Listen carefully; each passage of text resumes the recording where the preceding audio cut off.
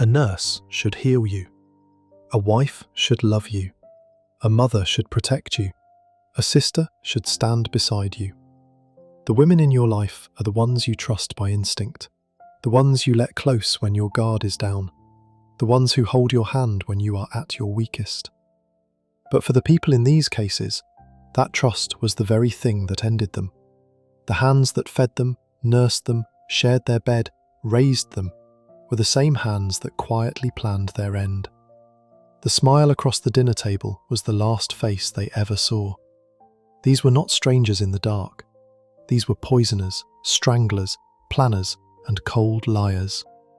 Women who hid behind the roles society handed them and used it as the perfect cover. Today we are covering the most notorious women the United Kingdom has ever produced, and the staggering body counts they left behind, starting in the slums of Victorian Liverpool, where two Irish sisters turned their own boarding house into a quiet little factory of death. Section 1.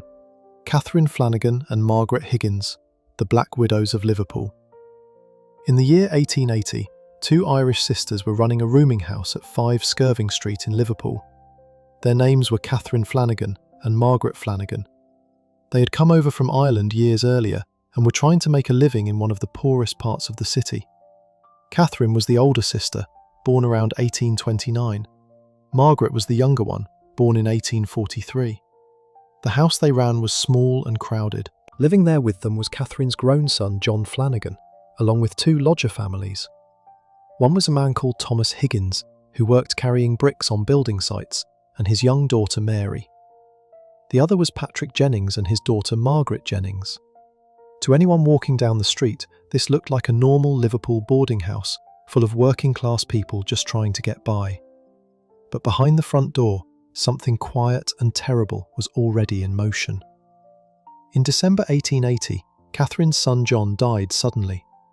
He was 22 years old, and by all accounts a healthy young man. Nobody made too much of it at the time. People in those streets died young. The damp, the cold, the bad food, the bad water, all of it took a toll. Catherine went to the burial society John was registered with and collected a payout of £71. To put that in modern money, that was worth somewhere around £7,000 today. For 2 women living in a Liverpool slum, that was a small fortune. John was buried and life carried on. 2 years later, in October 1882, the younger sister Margaret married the lodger, Thomas Higgins. From that point on, she was known as Margaret Higgins. Within months of that wedding, Thomas's 8-year-old daughter Mary fell ill and died after a short sickness. Once again, a burial society paid out. This time, the money went to Margaret. Then, in January 1883, the other lodger's daughter, 19-year-old Margaret Jennings, also died. Catherine collected the burial money on that one. By this point, neighbours were beginning to talk. 3 deaths in one small house in just over 2 years was unusual, even in a place where life was already hard. The whispers got loud enough that the sisters decided to move. They shifted the household to 105 Latimer Street and then again to 27 Ascot Street. They thought they could outrun the gossip by changing addresses. Then, in September 1883, it was Thomas Higgins himself who got sick. He was 45 years old, a strong man who worked hard for his wages. He started complaining of terrible stomach pains. A local doctor was called, a man named Dr. Whitford. He looked at Thomas and decided the problem was dysentery, brought on by drinking cheap whiskey. He gave him opium and castor oil and sent the family on their way. 2 days later, Thomas Higgins was dead. That should have been the end of it.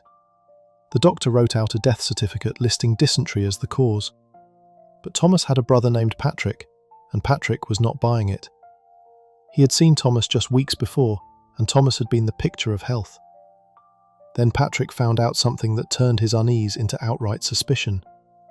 His brother had been signed up to not 1, not 2, but 5 separate burial societies. When all the payouts were added together, Margaret Higgins stood to walk away with around £100. Patrick went to the authorities and demanded an investigation. What happened next was almost unheard of in Victorian Liverpool. The coroner showed up at the family home in the middle of Thomas's wake, with mourners still gathered around the body, and announced he was there to perform an autopsy. The moment Catherine heard the word autopsy, she ran. She slipped out of the house and disappeared into the streets of Liverpool, moving from one boarding house to another to stay one step ahead of the police. The autopsy on Thomas Higgins changed everything. His organs were full of arsenic. Not a small amount either. The poison had been building up in his body for days. Investigators searched the home and found a bottle with a strange white liquid inside, and they found arsenic dust in a pocket Margaret had been wearing. A poison expert called Dr. Campbell Brown examined it all and confirmed it. Margaret was arrested straight away. Catherine was finally caught about a week later, hiding in the Wavertree area of the city.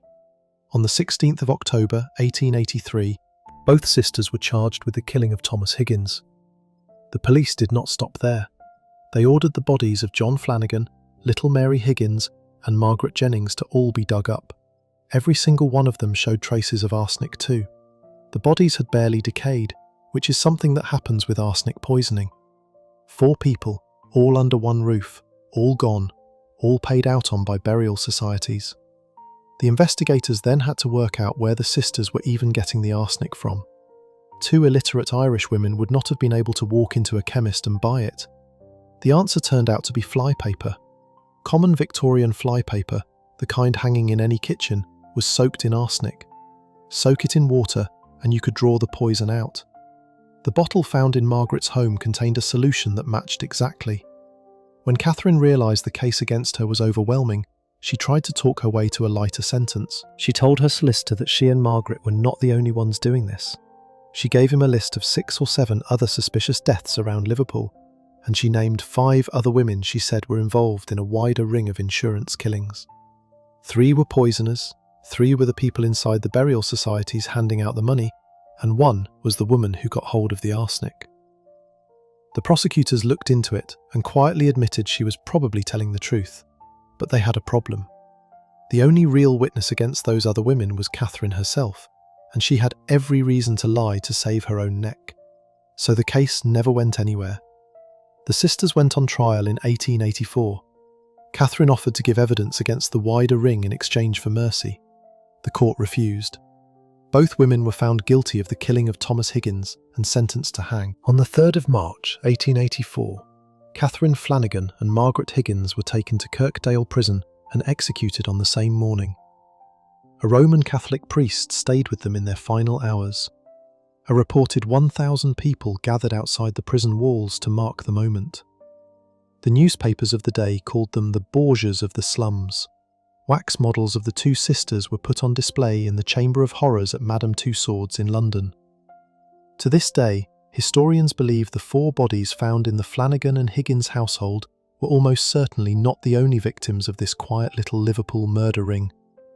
The full body count may never be known, but while Catherine and Margaret used arsenic in flypaper to make their husband and family members disappear quietly, the next woman on this list took a very different path. She came from money, lived in a beautiful Liverpool villa, and her case turned into one of the most famous trials in British history. Section 2. Florence Maybrick, the American Wife and the Liverpool Poisoning Trial. Florence Maybrick was not born in Liverpool.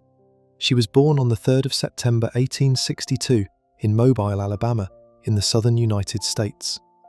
Her full name was Florence Elizabeth Chandler. Her father had been a banker and a one-time mayor of Mobile, but he died before she was even born. Florence grew up in a wealthy family, surrounded by money, manners, and the soft southern accent that would later make her stand out in every room she walked into back in England. In 1880, when Florence was just 17 years old, she boarded a ship heading to the United Kingdom with her mother. On that ship, she met a man called James Maybrick. James was a cotton merchant from Liverpool. He was 40 years old, 23 years older than her, and other passengers on the boat were already raising eyebrows at how much time the teenage girl was spending alone with him. A year later, on the 27th of July 1881, the 2 of them were married at a church in Piccadilly, London. Florence was 18. Her new husband took her back to Liverpool, and they moved into a beautiful Victorian villa called Battlecrease House in the leafy Liverpool suburb of Aigburth. On the surface, the Maybricks looked like a perfect Victorian couple. Florence was young and stunning, with her American charm. James was wealthy and well-connected. They went to all the big balls, all the big functions, and they had 2 children together. But behind the front door of Battlecrease House, the marriage was already rotting from the inside. James Maybrick had a serious problem. He was obsessed with his health, in a way that today we would call hypochondria. He was also an arsenic user. In Victorian Britain, some men actually believed that small doses of arsenic made them stronger, more energetic, and more attractive to women. James took it constantly. He also used other harsh medicines containing dangerous chemicals. On top of that, he was a serial cheater. He had a number of mistresses on the side, and one of them had given him 5 children outside of his marriage to Florence. When Florence found all this out, she did not stay loyal. She started seeing other men herself. The most serious of these affairs was with a Liverpool businessman named Alfred Brierley. In March 1889, Florence spent 3 days in a London hotel with Brierley, signing them both in under a fake name. Word got back to James, and he was furious. There was a violent row at Battlecrease House. James struck her, and he announced he was going to file for divorce. Then, on the 27th of April 1889, James Maybrick fell ill. His stomach was in agony. His doctors thought he had a bad case of indigestion. They could not stop the decline. On the 8th of May, while James was lying sick in bed, Florence wrote a letter to Alfred Brierley. That letter was intercepted by a nanny in the household named Alice Yap, who could not stand Florence. Yap passed the letter to James's brother Edwin, and Edwin passed it on to the head of the family, James's other brother, Michael Maybrick. Michael despised Florence.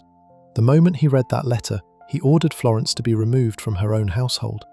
She was placed under house arrest in her own home, while her husband was still dying upstairs.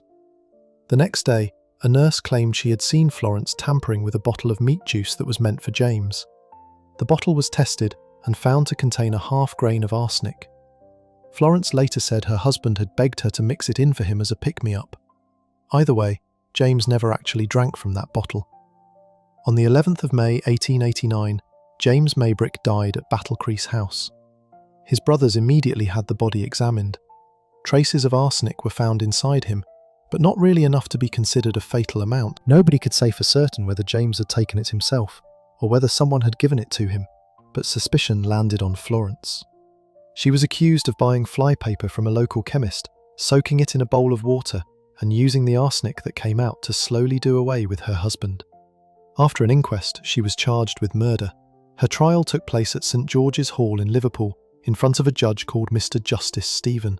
It quickly became one of the most talked about trials in British history.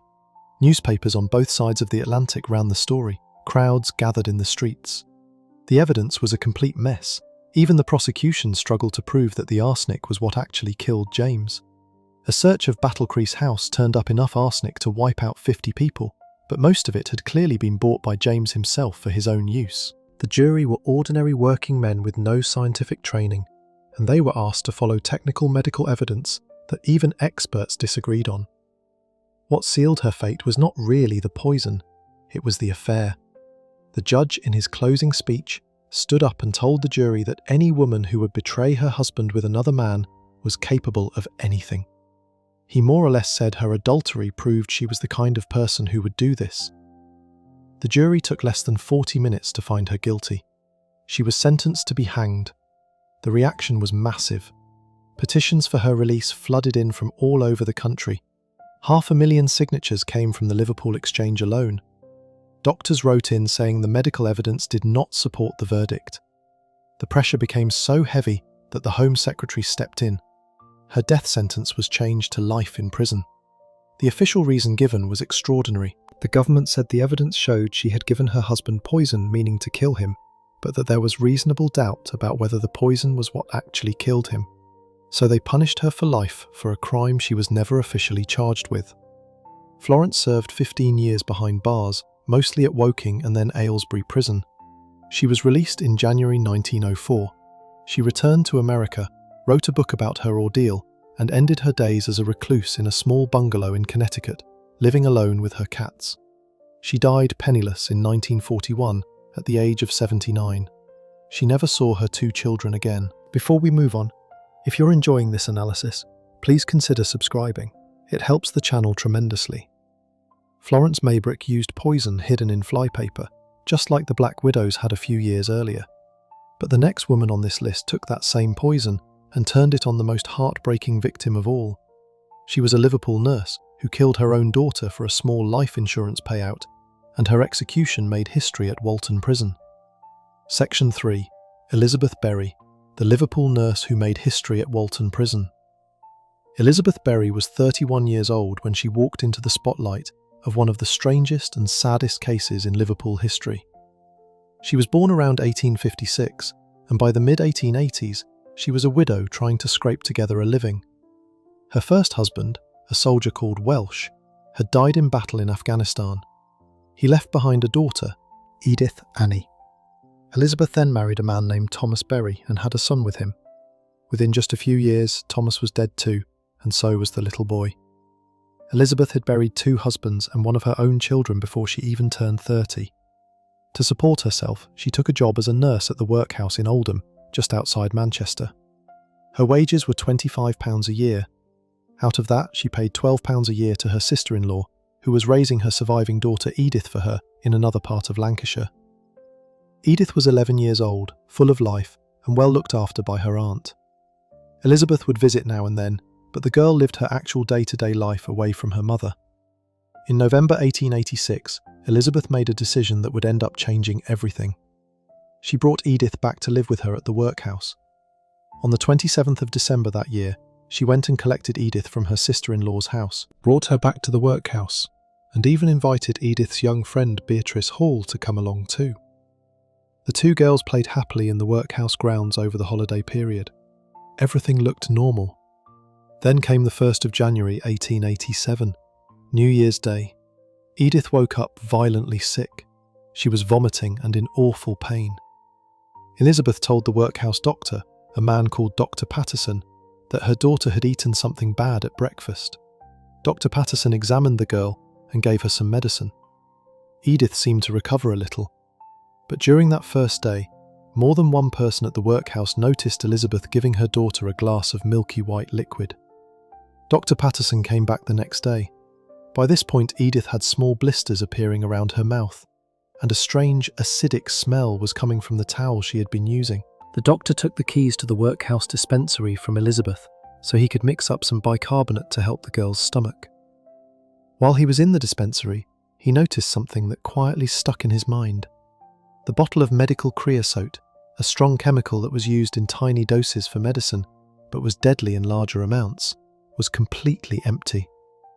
He told Elizabeth he was writing out an order for a fresh bottle to be brought in. Edith got worse on the Sunday evening. The red marks around her mouth were now obvious. Dr. Patterson called in a second doctor, and the 2 of them came to the same conclusion. This girl had swallowed a corrosive poison. By Monday, she was rapidly fading.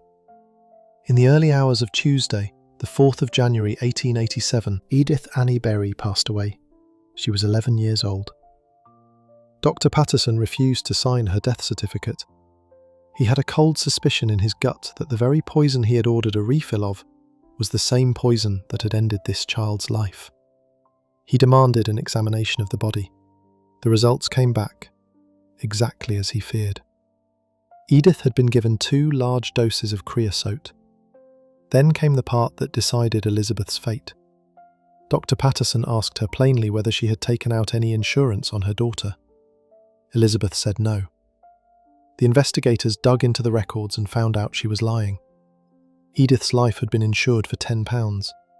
Even worse, just a month after bringing Edith back to live with her, Elizabeth had tried to take out a much bigger joint policy worth £100. That second policy had been turned down by the insurance company, but Elizabeth had not even known it was rejected at the time of her daughter's death.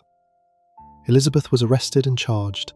Her trial began at the Liverpool Assizes inside the magnificent St George's Hall on the 21st of February 1887, in front of a judge named Mr Justice Hawkins. The trial lasted 4 days. Dr Patterson took the stand. Other medical experts confirmed the cause of death. The insurance lie was exposed in front of the jury. Elizabeth flatly denied everything and claimed her daughter had died of natural causes. The jury did not believe her. They came back with a guilty verdict. While she was sitting in her cell waiting to face her fate, the police started looking into the deaths of other people around her. Her own mother, Mary Finlay, had died in February 1886. Her body was dug up and tested. There was poison inside her too. Elizabeth was convicted of that killing as well. There were strong suspicions about the deaths of her husband and son, but no charges were ever brought. Her execution was set for the morning of Monday the 14th of March 1887. It was going to be the very first execution ever carried out at the brand new Walton prison in Liverpool. The execution chamber was so freshly built that prisoners had been digging the pit and bricklayers had been finishing the walls just days before. Even stranger was who turned up to do the job. The hangman was a man named James Berry, same surname, and it turned out he and Elizabeth had actually met before. 2 years earlier, in August 1885, Elizabeth had been at a police ball in Manchester and had danced with this exact same man. Neither of them had any idea at the time that one day he would be the one putting the noose around her neck. When Elizabeth realised who he was on that final morning, she was reportedly calm. James Berry himself later wrote in his memoirs that he hated hanging women and that he left Walton that day feeling sick. So Liverpool's first hanging at Walton Prison was carried out by a man with the same name as the woman he was about to end. A Liverpool nurse who had killed her own daughter for £10. But while Elizabeth Berry used poison to do her quiet work, the next woman on this list took a far more brutal path. She locked her own husband away in the attic of their Liverpool home, kept him chained there for 4 months, and finished him off in a way the city would never forget. Section 4. Margaret Walber, the Liverpool wife who locked her husband in the attic. Margaret Walber was 53 years old when she did the thing that put her name into the Liverpool history books for all the wrong reasons. She lived at number 6 Gildart Street, just off London Road in the centre of Liverpool, with her husband John Walber. He was 50 years old. They had got married back in 1888, so by the time things fell apart in 1893, they had only been man and wife for around 5 years. The marriage had never really worked. Both of them were heavy drinkers, and the rows that came with the drink were constant. The little house on Gildart Street was busy. Living there with the couple was Margaret's grown son from a previous relationship, John Murray. There were also several lodgers in the property at any given time. Margaret kept things ticking over by running a small grocery shop from the building. John Walber worked as a French polisher, which is a skilled job involving putting a high shine on furniture and woodwork. From the outside, they looked like a normal, hard-up Liverpool couple in the 1890s. Inside, there was already trouble. Then in 1893, a woman from John's past came back into the picture. Her name was Anne Connolly. John had been in a relationship with her many years earlier, back in the 1870s, before he married Margaret. Anne moved into a house on Oak Street, just round the corner from Gildart Street. She and John ran into each other again, and they started spending time together. John always insisted to anyone who asked that it was just an old friendship and nothing more, but Margaret did not believe him for a second. One summer afternoon, John told Margaret he was going out for a quick drink. Margaret got suspicious. She followed him through the streets and ended up outside Anne Connolly's house. She did not knock. She kicked the door in, marched inside, and laid into John with her fists in front of everyone. She dragged him home in a cloud of fury. That night, John came home properly drunk. The argument carried on for a while, and then he passed out. What happened next is the part of the story that Liverpool has never quite forgotten. With the help of her son, John Murray, Margaret hauled the unconscious body of her husband all the way up to the attic of the house. She stripped him of his clothes. She fastened him to the wall of the attic with a heavy iron chain. Then she walked out of the room, closed the door behind her, and put a padlock on it. When John finally woke up, he was a prisoner inside his own home. For 4 straight months, that is where he stayed. The attic became his cell. The lodgers in the house never saw him. Margaret had a story ready for anyone who asked. She told everyone that her husband was very poorly and needed rest, and she was looking after him quietly upstairs. Nobody pushed her on it. The other people in the building just got on with their lives, and a man stayed locked in an attic in the middle of Liverpool through the back end of 1893. Then came the night of the 16th of November 1893. The lodgers and neighbours suddenly heard a tremendous racket coming from the attic. Banging, shouting, a struggle. When it finally went quiet, Margaret came downstairs and told everyone in the house that her son had attacked her husband and finished him off, and had now run away from the property. When the police got there, the Liverpool Mercury newspaper later described the attic as a sight that turned the stomach. John Walber was dead. He had been beaten with the very chain that had been used to hold him there for 4 months. He had also been struck with a porcelain chamber pot that had smashed into pieces during the attack. The walls of the attic were covered in blood. Margaret was taken to the police station for questioning. Her story did not stand up. Officers found inconsistencies in what she was saying, and they found bloodstains on her own clothes. Faced with the evidence, she finally changed her account. She admitted she had hit John with the chain herself. Her reason, she said, was that she had walked in and seen he had managed to get a pair of trousers on, and she realised he was getting ready to escape from the attic, so she lashed out. Her son, John Murray, was tracked down. He had fled all the way to Dublin to get away from what had happened. The police brought him back to Liverpool. When they questioned him, he gave them a very different story to the one his mother had told. He said he had walked in and found his mother standing over John Walber's dead body. According to him, Margaret had then handed him 2 gold sovereigns and told him to disappear, which is exactly what he had done. Margaret was charged with murder. Her trial took place at the Liverpool Assizes in St George's Hall on the 14th of March 1894, in front of a judge known as Justice Day. The jury did not need long. The chain, the bloodstains, the 4 months of imprisonment, her own admission. They came back with a guilty verdict, and Justice Day passed the only sentence available, which was death by hanging. Margaret was taken to Walton Prison to wait for her end. A Roman Catholic priest called Father Wade came to see her in her cell to give her comfort in her final hours. On the morning of the 2nd of April 1894, she was led out to the scaffold. The hangman was James Billington. Press reports from the day said she initially seemed calm and resigned to what was coming, but the moment her arms were strapped to her sides for the drop, she broke down and started crying. She was buried inside the walls of Walton Prison. To this day, Margaret Walber holds a grim title that no other woman in Liverpool will ever take from her. She was the very last female prisoner in the city's long history to be executed. Before we move on, if you're enjoying this analysis, please consider subscribing. It helps the channel tremendously. But the next case is something completely different. It is not a story from the smoky streets of Victorian Liverpool. It is a modern-day cold case that took the police more than a quarter of a century to crack. And it began with a dog walker, a wooded area, and 2 black bin bags. Section 5. Joanna Sharkey, the 27-year cold case of baby Callum. The morning of the 14th of March 1998 started off like any other ordinary Saturday for a man taking his young son out for a walk with the family dog. They were strolling through a wooded area off Camp Road, near the Gulliver's World theme park in Warrington, just outside Liverpool. At around 11:45 in the morning, the dog led him over to 2 black bin bags that had been knotted shut and dumped in the trees. He thought it was probably just rubbish someone had thrown out, but something about it nagged at him. He picked up a stick and poked a hole in the side of one of the bags to see what was inside. What he found stopped him in his tracks. There was a tiny newborn baby boy inside. The man ran straight to the nearest place he could find help, which was Gulliver's World itself.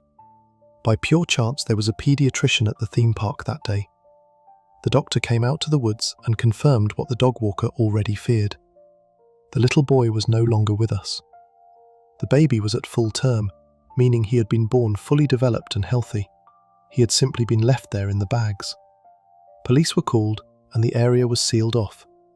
The local community of Warrington, an area called Callans, took the loss of this little boy very hard. They named him Baby Callum, after the Callans district where he had been found. People from the neighbourhood paid for him to have a proper funeral. Flowers were left near the spot where he was discovered. The case became one that the people of the area refused to forget.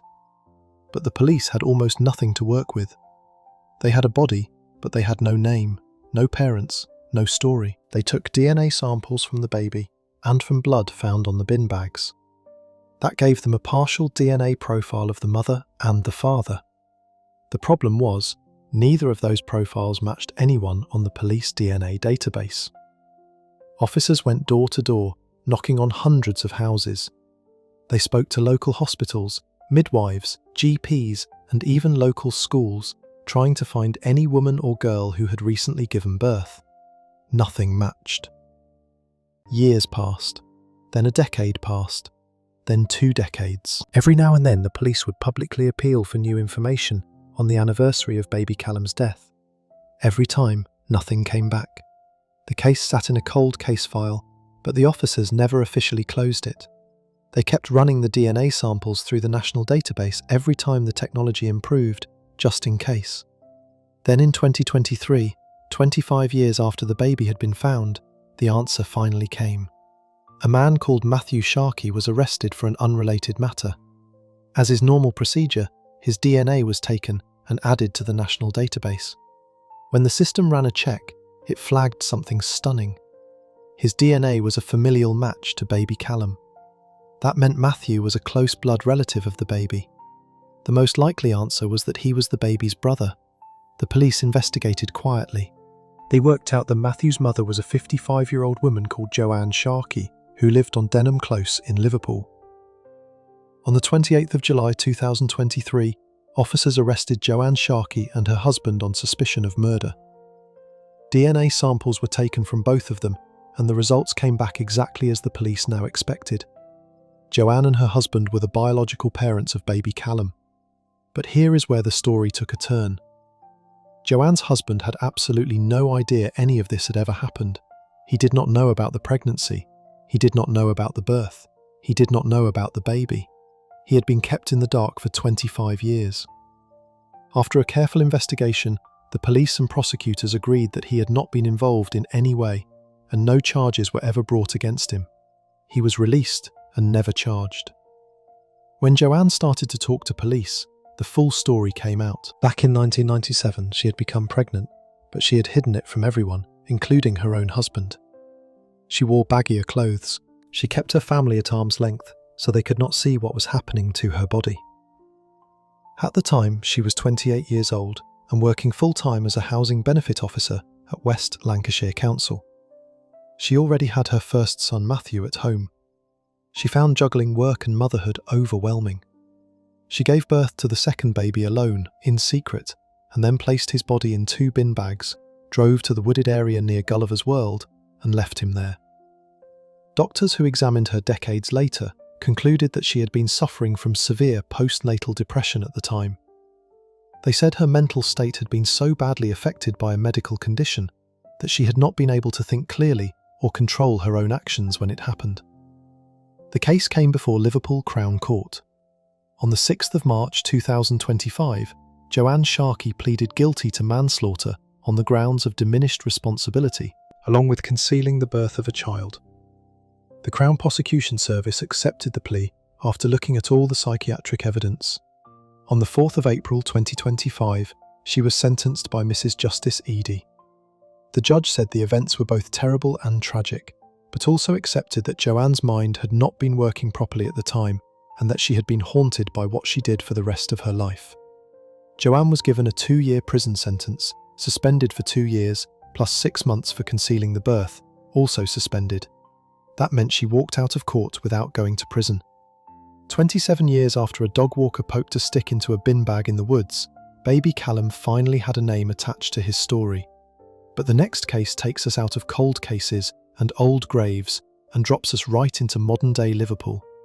It is the story of a young woman whose drunken jealousy turned a Liverpool FC matchday into a tragedy. Section 6.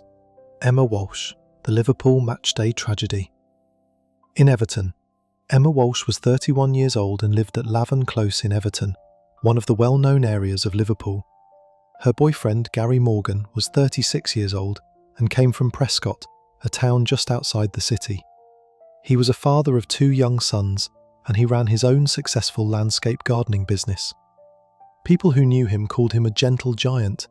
He had a kind face, a soft personality, and, according to the people who loved him most, he had absolutely no real interest in fighting back at the woman who was treating him so badly. The relationship between Emma and Gary had only started a year or so before the tragedy. Emma had got back in touch with him through Facebook in March 2021, and not long afterwards Gary moved into the house she shared with her dad on Lavin Close. From the very beginning, the relationship was rocky. Emma had a serious problem with drink, and according to the prosecution at her later trial, she also had a serious problem with controlling people. She was described in court as a controlling person with an explosive temper, especially when alcohol was involved. There was already a pattern in her past. The court heard that Emma had stabbed a previous partner of hers, a man named Ayton Courtney Stevens. The prosecutor told the jury that man very nearly suffered the same fate that Gary Morgan eventually did. The text messages between Emma and Gary in the months before he died told the story better than anything else. Gary had told friends she had attacked him on several occasions. He said she had stabbed him with a butter knife. He said she had hit him over the head with a garden rake. In one message, Gary wrote that if Emma had been holding a proper knife at the time of one of her rages, she would have used it on him. In another message, he wrote that he would end up dead soon if he stayed with her. He told another friend, less than a month before his death, that he could not help it. He loved her, but he knew she was going to kill him. He left her several times. Each time, after a few days, he came back. People in his family begged him to walk away for good. One of his 5 brothers told him plainly that if he stayed in the relationship, he would either end up hitting her back or end up dead. Gary did neither of those things. He kept going back. Then came the 10th of April 2022. It was a Sunday. Liverpool Football Club were playing a match that day, and Emma and Gary went out to watch the game at the Belmont, a local pub. They both drank heavily through the day. By the time they got back to Lavin Close, they were both intoxicated, and an argument was already brewing between them. What happened next was over in seconds. The argument turned physical, as it had so many times before, but this time, Emma picked up a knife. She struck Gary near the neck. She struck him in the arm, and then she drove the knife through his chest, straight into his heart. He never had a chance. Emma made a 999 call straight after, but the story she told the operator was a lie. When the police arrived, she changed her story again. She told one version, then another, then another. At first she said some random man in town had attacked Gary. Then she said he had fallen onto a broken piece of a Bluetooth speaker. Only when officers showed her the medical evidence did she finally admit she had used the knife herself. But even then, she still claimed she had done it in self-defense. Her trial took place at Liverpool Crown Court in October 2022, in front of the Honorary Recorder of Liverpool, Judge Andrew Menery. The jury heard everything: the text messages, the previous attack on her former partner, the history of violence inside the relationship. They listened to it all, and then they went out to think it over. They came back in just 1 hour and 27 minutes with a unanimous verdict of guilty of murder. When sentencing day came, Emma refused to even come into the courtroom. Judge Menery sentenced her in her absence to life in prison, with a minimum term of 18 years before she could even be considered for release. The judge told the empty dock that Gary had been excited at the start of the relationship, but that within a short time she had simply made his life a misery. He said he was not convinced she had ever shown any genuine sorrow for what she had done. Before we move on, if you're enjoying this analysis, please consider subscribing. It helps the channel tremendously. But while Emma Walsh's case was a sudden burst of drunken rage, the next woman on this list took something far slower and far more disturbing to do her damage. She was a Liverpool carer, and the person she ended up killing was the very man she was supposed to be looking after. Section 7. Jillian Shaw, the Liverpool carer who turned on her long-term partner. Jillian Shaw was 62 years old and lived on Rothwell Street, Liverpool. She had been with her partner Stephen Cox for 37 years. That is almost 4 decades of life shared together, side by side, through every up and down. By the end of 2024, Stephen was 64 years old, and his life was now lived almost entirely inside their home. He had become housebound. He could not get out and about like he used to. His health had collapsed. Stephen was suffering from very serious lung problems. He had chronic obstructive pulmonary disease, often shortened to COPD. He also had emphysema, another lung condition that makes it harder and harder to breathe over time. Doctors had given him a life expectancy of around 12 months. Everyone around him knew his time was running out. The person trusted to look after him in his final stretch of life was Jillian. She was his carer, his partner, the person who knew his medicines, his routine, and his daily struggle. But the relationship had been changing in the months before the end. Stephen had told the police in earlier conversations that the bond between them had always been a good one over their 37 years together. He had been clear about that. What had changed recently, he said, was Jillian's mental health. She was not the same person she had once been, and life inside the house had become harder because of it. The trouble had not started on New Year's Eve. There had been an earlier incident where Jillian had attacked Stephen. The police had been involved at that point too, but Stephen had made his choice clear back then. He had not wanted her to be prosecuted. He told officers that what she really needed was help, not a court case. He believed her behaviour was being driven by her mental health and not by her heart. So no charges were brought, and the two of them carried on living together inside the house on Rothwell Street. Then came the 31st of December 2024, New Year's Eve, the night when most of the country was getting ready for fireworks and counting down to a fresh start. Inside the home, something snapped in Jillian. She struck Stephen to the head. She dragged him out of his own bed, and she attempted to harm his eyes. The injuries he sustained were severe. The Crown Prosecution Service later confirmed he had 3 fractured ribs, injuries to his face, and serious breathing problems on top of his already failing lungs. For a man with COPD and emphysema, the breathing damage on its own was a deadly blow. Then Jillian did something that tells you a great deal about her state of mind that night. She picked up the phone and called the police on herself. She told the operator she had hit her partner. She admitted what she had done. When the officers arrived at the house, they found Stephen on the floor where Jillian had pulled him out of the bed. He was clearly upset and frightened. Jillian openly told them what had happened. She did not try to hide any of it. She was arrested and taken to St Anne Street Police Station in Liverpool. Stephen was rushed to hospital. He did not survive the night. In the early hours of the 1st of January 2025, just hours into the new year, Stephen Cox passed away from his injuries. Jillian was rearrested, this time on a charge of murder. In the days that followed, more of the picture came out. A mental health expert assessed Jillian and confirmed she had the mental capacity to be interviewed by police. When officers questioned her, she did not try to dodge the blame.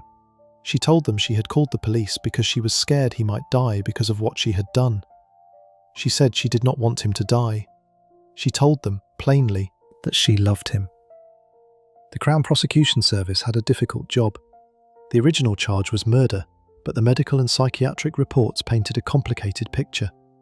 Jillian was suffering from several mental health conditions of her own at the time of the attack. After looking at the full evidence, the prosecutors agreed on the 8th of June 2025 to accept a plea of manslaughter. They accepted that she had not actually meant to end his life, but that she was responsible for his death. On the 28th of July 2025, Jillian Shaw was sentenced at Liverpool Crown Court to 5 years in prison. The senior prosecutor on the case said it was an incredibly sad story and offered the condolences of the Crown Prosecution Service to the family and friends of Stephen Cox. 37 years of life together had ended on the floor of their own home. Section 8. Natalie Bennett, the Croxteth stabbing of Casey Anderson. Natalie Bennett was 47 years old and lived at Car Lane East in Croxteth, an area on the eastern side of Liverpool.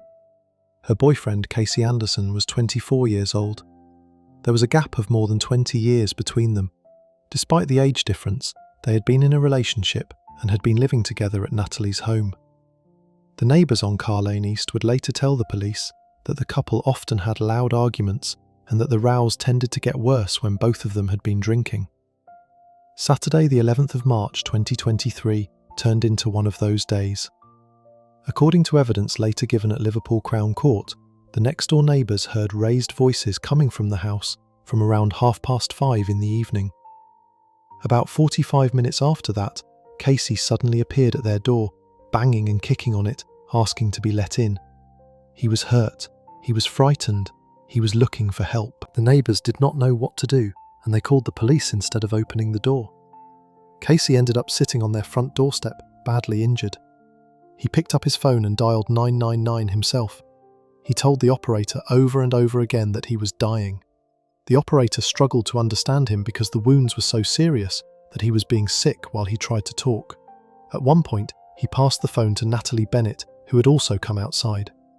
The story Natalie told the 999 operator was the same story she gave to police, and it turned out to be a complete lie. She told the operator she did not know what had happened to him. She said he had simply turned up at her house already in that state. She said his stab wounds looked bad. When Merseyside police arrived at the scene, she stuck to the same story. He had come in like that, she said. She had nothing to do with it. Casey was rushed to Aintree Hospital. The medical team there worked desperately to save him. He had slash wounds to his neck, right shoulder, lower back and left forearm. He had a shallow stab wound to his right leg. None of those injuries on their own were going to end his life. The wound that mattered was the deep stab to his chest. The blade had pierced his left lung and gone into his heart. He was placed in a critical condition. The surgeons fought for him for 20 days.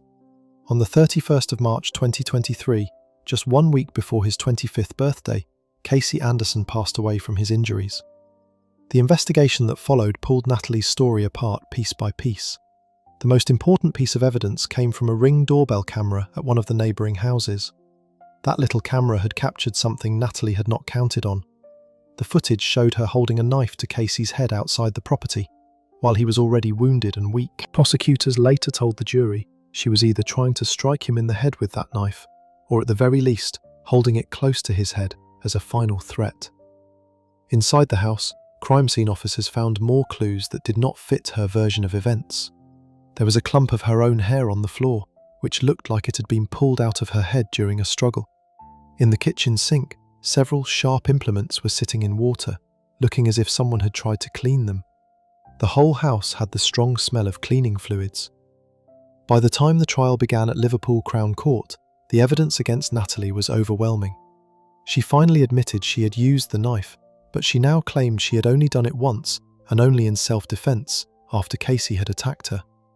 She told the jury she had been kicked, that she had fallen back into the kitchen, and that she had grabbed the knife off the side because she was scared. She said she had loved him and still loved him. The prosecutor, Richard Pratt KC, told the jury this was not one panicked blow. The slash wounds, the leg wound, the deep chest wound, and the doorbell footage all pointed to a sustained attack on a young man who was trying to escape. The jury of 4 men and 8 women came back with a unanimous guilty verdict in October 2023. On the 10th of November 2023, Natalie returned to court for sentencing in front of Judge Dennis Watson KC. She showed no reaction as she was given life in prison with a minimum term of 18 years before any consideration for release. As she was led out of the dock, she was photographed giving a thumbs up, an image that ran in the Liverpool Echo and shocked the public. Before we move on, if you're enjoying this analysis, please consider subscribing. It helps the channel tremendously. Section 9. Joanna Dennehy, the Peterborough ditch killer who made British legal history. Joanna Christine Dennehy was born in August 1982 in St Albans, Hertfordshire, and grew up in the affluent commuter town of Harpenden.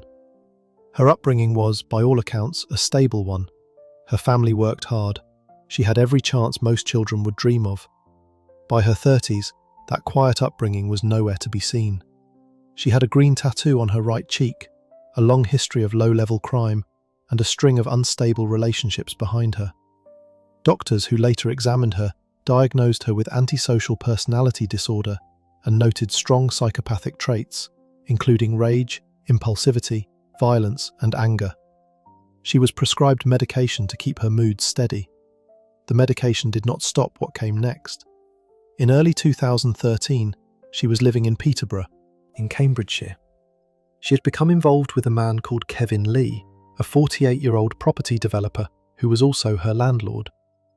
Lee rented out cheap rooms to vulnerable people, and Joanna had moved into one of them.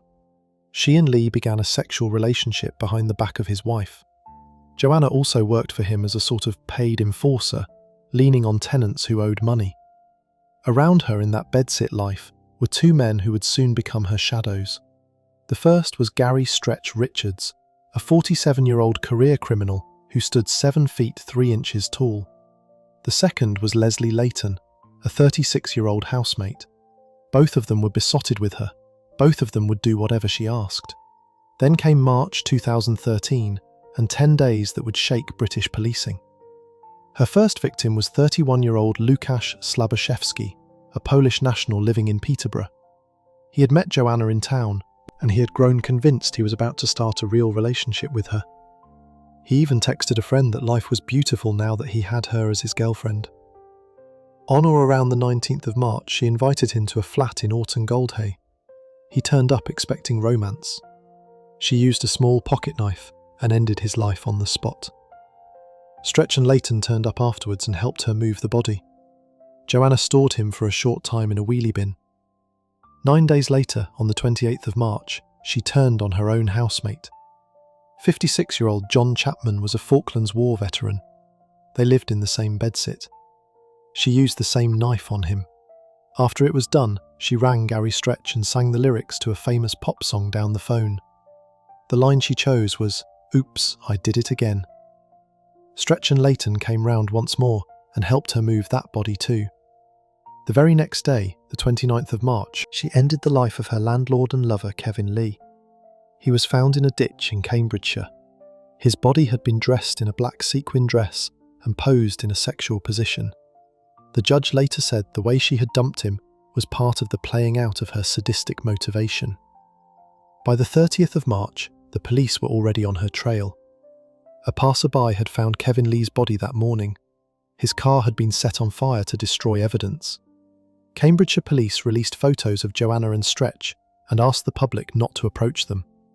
The public was warned to look out for a tall, balding man and a woman with a distinctive green tattoo under her eye.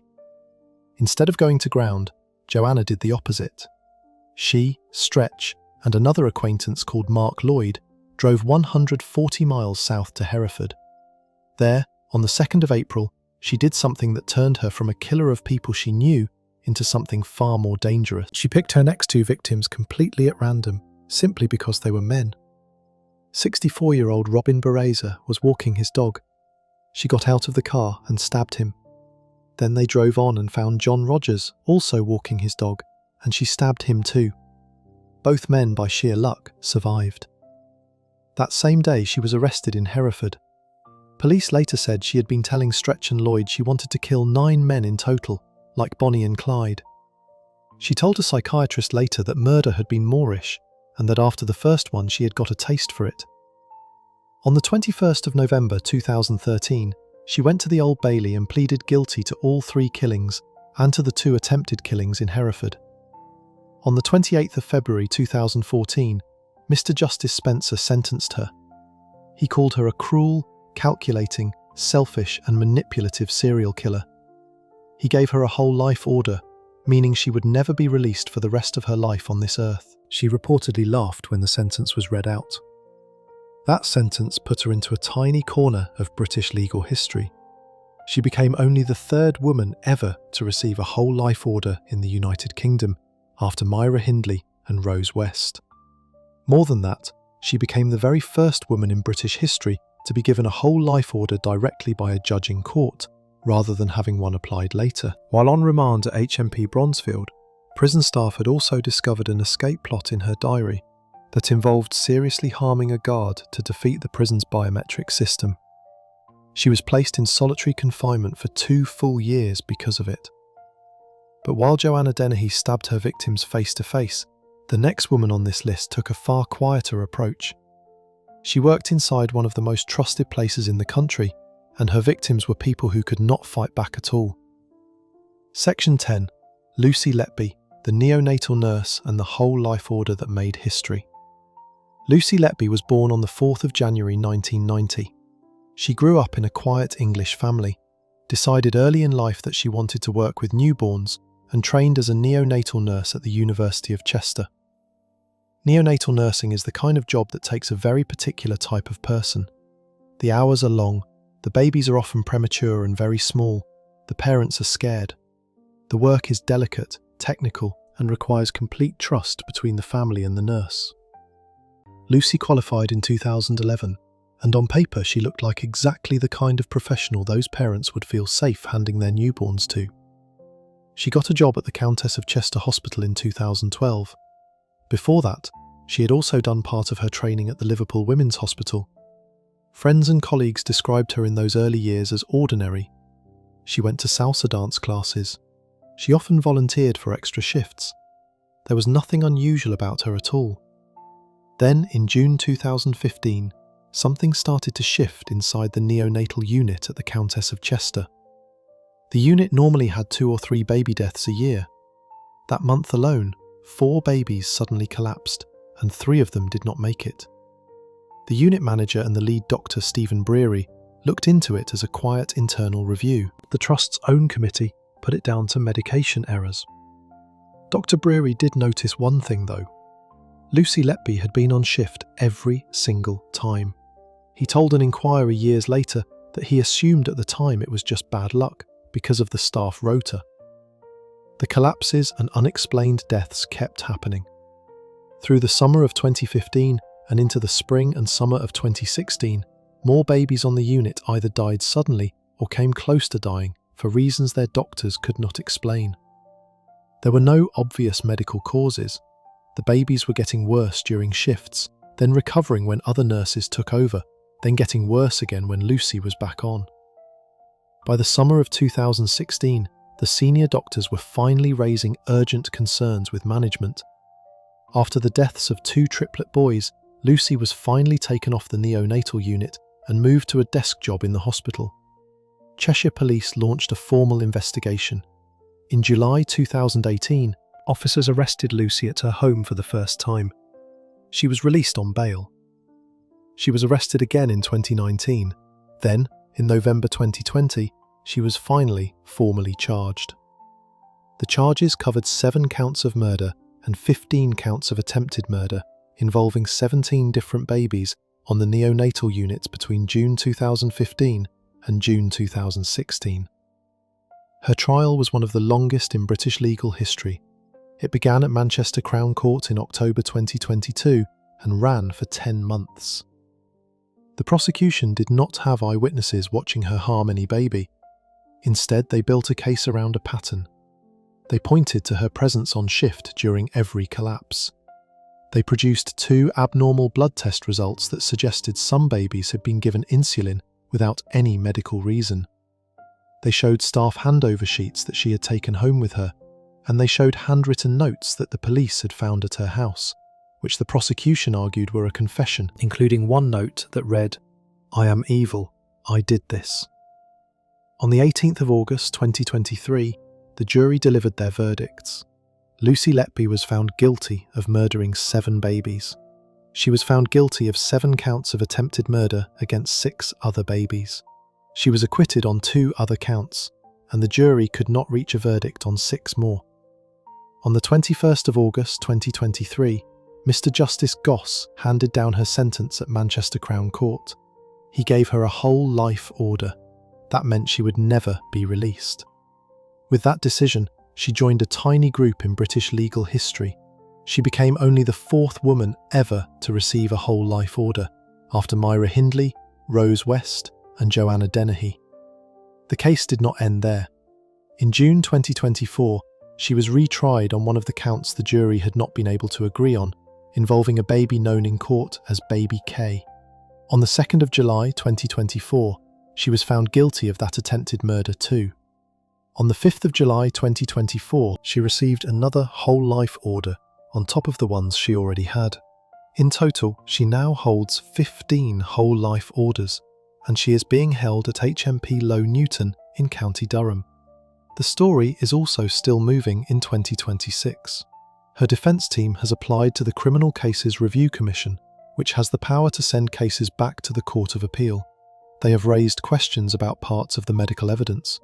Cheshire Police are also separately investigating senior leaders at the Countess of Chester Hospital over how they responded to the rising baby deaths in 2015 and 2016, and detectives have been looking at around 4,000 admissions across both the Countess of Chester and the Liverpool Women's Hospital to see if any other cases need to be reopened. Whatever happens next, Lucy Letby's name is now permanently attached to one of the darkest chapters in modern British nursing.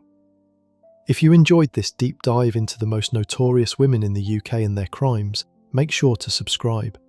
I'll see you in the next video.